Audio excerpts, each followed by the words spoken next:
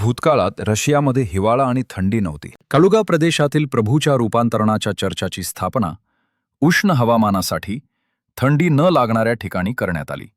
या चर्चाच्या बांधकामाच्या दरम्यान हीटिंग स्थापित केले गेले नाही. तिथे कोणतंही स्टोव्ह, कोणतंही हीटर, कोणतंही चिमणी नाहीत. तिथे काहीच नाही आणि त्यांचे काहीच ठसे नाहीत. पण रशियामध्ये हीटिंग शिवाय खूप थंड असते.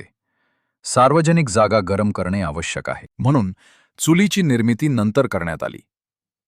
ती येथे प्रवेशद्वाराजवळ ठेवली गेली. हवेचा उष्णता पडदा तयार करण्यासाठी त्यांनी चुलीच्या स्थापनेसाठी भिंतीत खाचा काढल्या. हे स्पष्ट आहे की विटा गुळगुळीत केल्या गेल्या आहेत. हे बांधकामाचे मातीचे काम नाही. भिंतीवर खूप प्लास्टर राहिले. प्लास्टर काम करणाऱ्या चुलीत आत असू शकत नाही.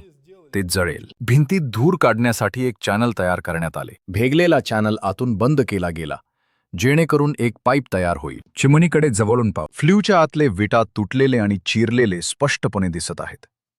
कोणीतरी चिमणी तयार करण्यासाठी भिंतीतून विटा खूप जोरात काढल्या. चर्चच्या भिंतीतील विटांमधील चून पांढरा आहे. इथे आहे तेजस्वी. चिमणीच्या नंतरच्या भिंतीतील विटा वेगळ्या मातीनं जोडलेल्या आहेत. त्याचा रंग तपकिरी आहे. चिमणीची ही छोटी भिंत नंतर बनवली गेली. रशियन आर्किटेक्टने चर्च बांधताना उष्णता देण्यासाठी चुली का बनवल्या नाहीत? त्याला थंड रशियन हिवाळ्यांची आठवण राहिली का? या चर्चाच्या दुसऱ्या घटकाकडे पाहू. मंदिराच्या आवारात बाजूचा दरवाजा. दरवाजे लोखंडाचे आहेत. धातू उष्णता चांगली ठेवत नाही. इमारतीत धातूच्या दरवाजांमुळे खूप उष्णता गमावली जाते. इथे आम्ही दुसऱ्या अतिरिक्त दरवाजाच्या स्थापनेचे ठसे पाहतो. मंदिर बांधल्यानंतर अंतर्गत भिंतींना प्लास्टर आणि रंग केला गेला. पण नंतर दरवाजाच्या चौकटीसाठी कोन समतल करण्यासाठी प्लास्टर आणि रंगावर एक बांधकाम मिश्रण लावले गेले आणि नंतर त्यावर ग्रे रंग केला गेला. आता याला दुसऱ्या बाजूने पाहूया. इथंही तेच आहे. एक प्लास्टरची थर, एक रंगाची थर आणि त्यावर कोपरा समतल करण्यासाठी बांधकामाचा मातीचा वापर केला जातो. एक अतिरिक्त दरवाजाच्या चौकटीसाठी स्थापित करण्यासाठी आणि नंतर त्यावर ग्रे रंगाने रंगवले जाते. इमारतीच्या मातीचा रंग पहा. चर्चच्या भिंतीत विटांमध्ये पांढरा माती, पिवळट तपकिरी रंगाच्या मातीसह अतिरिक्त दरवाजे बसवले आहेत. हे त्या द्रावणाच्या रंगासारखे आहे जो नंतर छिद्रित केलेल्या चॅनलच्या सील करण्यासाठी वापरला गेला. कदाचित फ्ल्यू आणि अतिरिक्त दरवाजे एकाच वेळी बनवले गेले.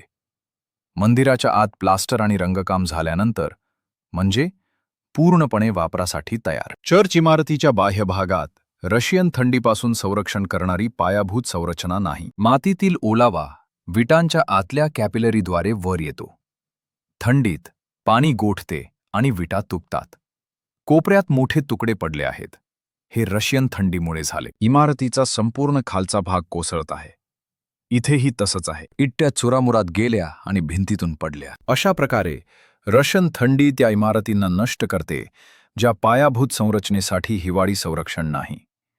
आणि या चर्चमध्ये संरक्षण अनुपस्थित आहे कारण ही चर्च थंडीत न येणाऱ्या उष्ण हवामानासाठी डिझाईन केलेली आहे. साइन बोर्डावर लिहिले आहे की चर्च 1791 मध्ये बांधले गेले, 18व्या शतकाच्या अखेरीस. जर तारीख योग्य असेल तर 200 वर्षापूर्वी रशियामध्ये हिवाळे आणि थंडी नव्हती. हे असे काही आहे ज्याबद्दल अधिकृत इतिहास बोलू इच्छित नाही. माझ्या चॅनलवर तुम्हाला मानवतेच्या खऱ्या भूतकाळाबद्दल खूप काही शिकायला मिळेल. इतिहासकारांनी सत्य आमच्यापासून लपवले. मला ते स्वतःच समजून घ्यावे लागले. मी अशा गोष्टी सापडल्या ज्या तुम्ही कल्पनाही करू शकत नाही.